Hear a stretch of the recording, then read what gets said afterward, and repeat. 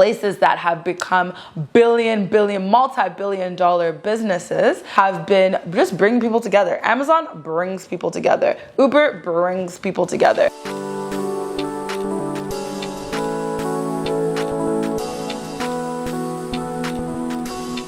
Hey guys, welcome back to my channel where we're all about leveling up, elevating, and living our best lives. And that means businesses. Making your money make you more money. That's what we're really all about. And like I said in the very first video of this series I guess I got going on, a lot of you always DM me, message me, email me asking about businesses, business ideas. Someone recently asked me to get into business with me. I'm like, I don't know you though. So I figured let me just keep doing these videos whenever I'm thinking of ideas or I'm frustrated. I'm like, someone needs to consider doing this because it's not going to be me. I'm like, why not bring you guys these videos? Let's get into this week's business ideas to consider here on the continent. Point one is car rentals. I know a lot of people keep saying like, oh, well, just because of the price of cars, which is so fair. It's true. I get it. We're paying 100 and I believe 5% in taxes every time you bring in a car. It is wild. So I totally understand. A lot of people that I brought this up to have been like, oh, but like, how do you make your money back? Blah, blah. However, it's a need. So why not find solutions? Let's find solutions. Let's be solution oriented. What I've noticed, especially from people who message me being like, oh, I'm coming for a week, a month, or whatever, they have no cars, accessibility to cars, or drivers. And to me, I'm like, that's kind of wild. Personally, I like to drive myself, although I like the option of having a driver. Actually, no, I don't like to drive myself, but just because here people drive really slow. So I do like to drive myself in Uganda. And yeah, I felt like it's been so hard, even if I want to do a day trip, say to Entebbe, and I'm like, let me just rent a car, I'll drive myself. I've done it twice and it's been with random people's cars. I'm like, God forbid anything happens to me in this. Do you even have full insurance? Guys, after my first and last ever accident I'm ever planning to have in my life, but especially here, it wasn't fully insured. It was only third party. Things like that where you're just like, oh my God, but if it's on a company, you know, you've signed a waiver, you've signed a form, you know, you've put in a deposit, it's all professionally done. So we definitely need more car rental options and affordable car rental options. I have seen about 2 websites that always pop up when you Google it, so you'll know what I'm talking about, but I'm not gonna name the companies. And you find that literally, I'm like, bruh, why is it twice the price to rent a car than anywhere worldwide? Forget me even just saying Canada, worldwide. I'm like, this doesn't actually make any sense. So I was sitting there one day, just did simple math. I was actually in an Uber and I was like, okay, so if you get like a very decent, very clean car, like a Toyota, either a Wish or Mark X or whatever, right? Say your max amount, including taxes of your 105% is $10,000. And you were even to give what Hertz or Expedia or whatever it may be offers for a daily rate, which is about $60.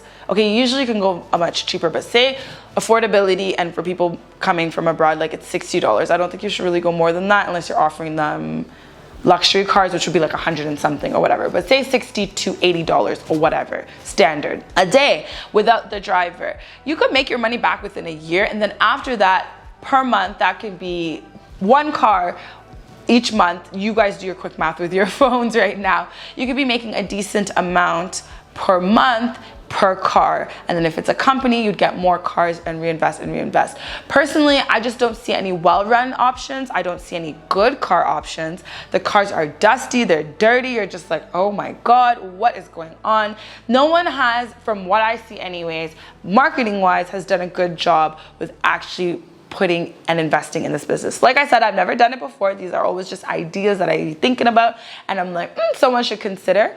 But something that you guys, maybe someone who's out there who has a decent sized amount of money to invest in a business could consider. You could even start with like 3 cars. It's not even that serious, but obviously different options for different price points, like I always say. And yeah, I just it shouldn't be this hard to go on a vacation to a country and be able to get a car. And obviously you would charge a different rate per day for the driver. That would be their salary, whatever, and then your cut from the business. But yeah, car rentals, guys, it's necessary. There's way too many people coming in for business, for visiting family, for just tourism, just seeing what's happening in Uganda, to not have accessible, easy access to cars. Don't extort people. I'm not about that. Like, I'm about business, making your money, make more money, but don't extort people. It shouldn't cost $150 to rent a car a day, and it's a dusty car. We're not doing that, guys. Don't do that. But a good business idea to consider, right? So the other day I was really stuck in an Uber for a while, and I was just thinking about cars. So my second point for this video is about Uber and Bolt. You guys, we suffer. In Uganda, we really do. It's so annoying, and to be honest with you, I do see that there can be a split. I get it, we don't have Benzes and Lexuses and God knows what else, Audis on the app for like luxury car options, but there should be a distinction between a car that's falling apart that's on Uber and cars that are actually in really decent condition with AC and they look very nice inside and they're clean. Huge difference. And like, there should be a pay difference, just like how there's Uber X, then there's Uber Economy, there's Uber Carpool. I don't know. I hadn't Ubered for a while abroad, but I do know there's so many different options. And like I said, give people options and they'll pay for whatever they want. Personally, if I'm gonna go far, if I'm headed to like Entebbe, not even Entebbe, like Luboa or something, I'd pick for a nicer car. I don't want a dusty car where I have to have my windows rolled down for some damn air, and I'm like, I can't breathe. And I'm literally just covered in orange, headed to yet another meeting. Like, I don't want that. I really just don't. Like, there should be a difference. So with that being said, this is not for Uber. This is for the smart person who wants to create an app or whatever it may be. You guys, you see, I'm all about apps. I'm all about convenience. I'm a real millennial. But who really wants to create their own thing. Like, why reinvent the wheel when the wheel's already there? Just get the standard back end that you need for Uber. Do whatever it is that you need, that Uber and Bolt and all of these other people be doing, and offer people options. Literally, I'm not joking. There's some days where maybe I don't care and I'm just going down the road to go grocery shopping. I'll just pick any car. Then there's days where I'm like, no, I care. And usually those days are every day for me. You're catering to people at different price points and you can enter their wallets in different ways. Personally, the Uber experience and the Bolt experience is the ghetto. It's really the ghetto. And this is like, clearly we all know, such a global company, they don't really care that much about the smaller people. So why not create your own platforms, your own situation? So yeah, this goes for the people who are into apps, who want solutions in the car industry and stuff. Because we need them, not joking. With a country that relies on tourism, guys, these are things we need. Moving to Africa, specifically Uganda, was really daunting with little to no information online about where to live, how to start a business, what to eat, where to hang out, all of that amazing stuff. So I figured I'd start a website where you can book a consultation with me and ask me whatever you like, and then also updates based on the diaspora community that we're growing here on YouTube. So definitely go and check out the website and join the community.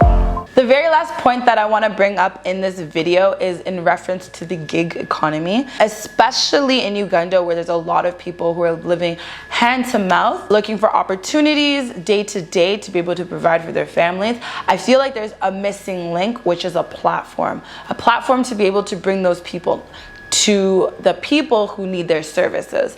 Not everybody is in a professional industry and not everyone needs to be. The world needs different people in different fields and industries. We all see it everywhere, which is definitely a must.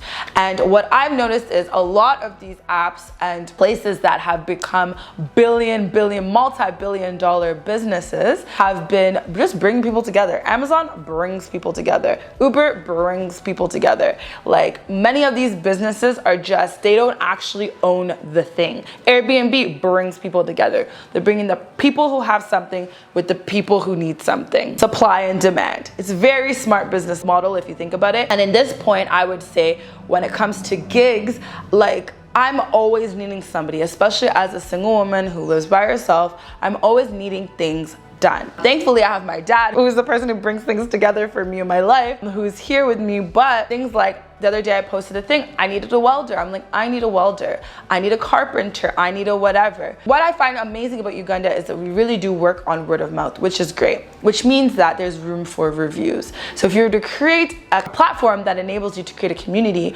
of people who have great skills, who are good at what they do, obviously please vet them, guys. Like, let's not be in this whole thing of just allowing everyone and everyone. Vet them, make sure they actually have good reviews, make them understand how to really be a business, not just a gig, like not just a person who provides a skill, to curate that into business, add value in their lives. And then also on the other side, connect those people with the rest of us, the people who need these things.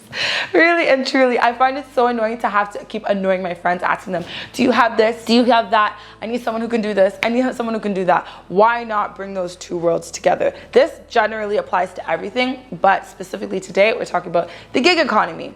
So yeah, things like everyday things, shoe cleaners, what else is there? There's always things that you just need around the house, things to be done. What I love is this has already been done in North America. There's, I think, task something. There's various different ones. Some of them are just America only. I've seen some in Canada only, some is like California only. And obviously they're also learning. Why I feel like it would take off so well here is just because literally everybody is trying to do something to be able to provide for their family. So if you take a percentage of that, but provide them obviously with the platform, therefore taking a percentage, but they're able to charge just a little bit more and able to sustain their family more regularly, because now they're able to have access to hundreds of thousands of people or thousands of people or hundreds or whatever it is that your platform, however big it is, versus the one or two that they'll know in their neighborhood and be so small scale. Why not? Huge gig economy here in Uganda. Huge need. So yeah, there's an idea for you guys. That concludes the 3 business ideas I was thinking of for this particular video. Please stay tuned for next week's talk about how to just economically develop whilst living in Africa, and just not kind of living how we did abroad. We want more quality life, right? But yeah, thank you guys so much for watching. I hope this was helpful. If you have any comments, please leave them below. Let's help each other. I do know from my last video, a lot of people were like, oh no, you said my business idea. So why not, let's have a conversation below, talk about some of these, because there might be certain things that people didn't even consider in their said business idea. You can be learning and picking up from this community. Other than that, guys, thank you so much for watching. Please do remember to subscribe, hit the bell notification button, and I'll check you guys in my next video. Bye, guys.